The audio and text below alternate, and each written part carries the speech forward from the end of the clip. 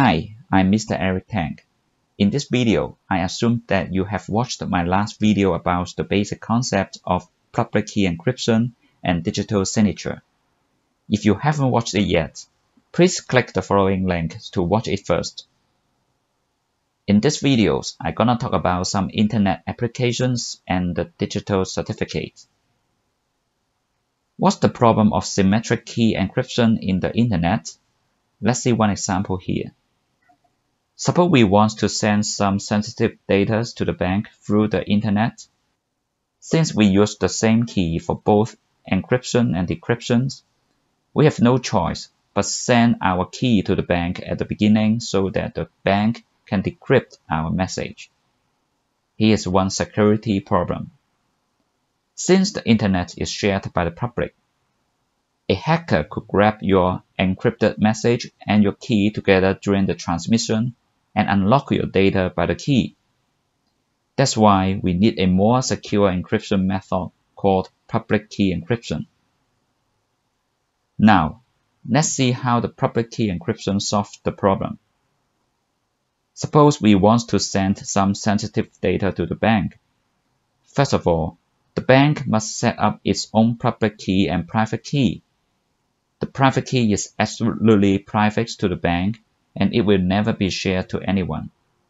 On the other hand, the public key can be shared to anyone you like. Now, before we send any sensitive data to the bank, we ask the bank to give us its public key. Then we encrypt the data by using the bank's public key. After that, we send the encrypted data to the bank through the internet.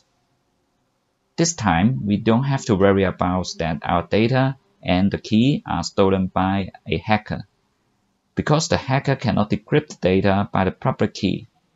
Only the bank has the private key, and therefore only the bank can decrypt the data. Good, it seems that we solved the problem. But wait a minute, not yet.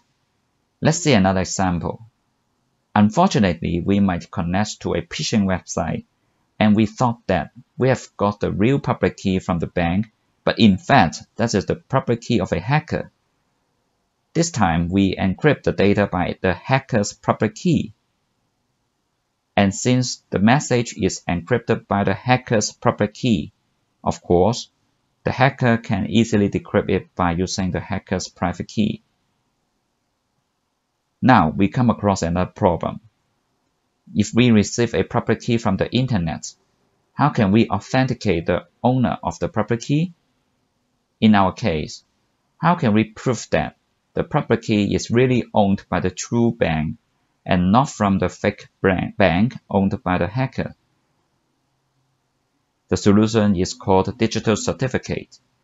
In this solution, we have set up an organization called Certificate Authority (CA), which has high credibility and can be trusted by all people.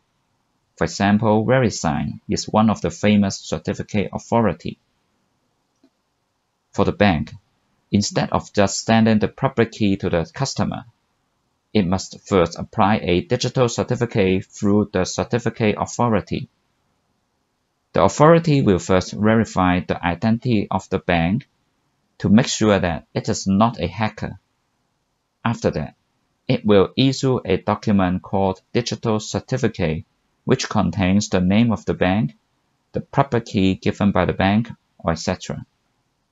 The certificate authority will then use its own private key to encrypt the document and call it the digital signature of the document. Both the certificate and the digital signature will then be sent by the bank to the customer. When the customer receives the digital certificate, the first thing he needs to do is to make sure that the certificate is issued by the certificate authority.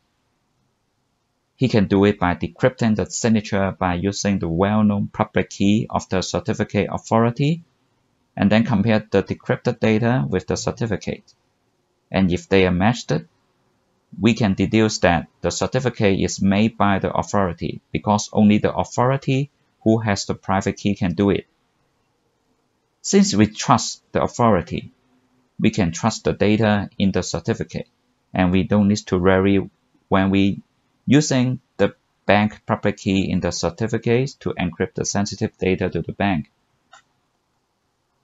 Here is the summary. A digital certificate is a document verified and digitally signed by the certificate authority. The certificate basically contains the public key and the name of the owner of the public key and the name of the certificate authority. Thanks for watching, and I hope it can help. Goodbye.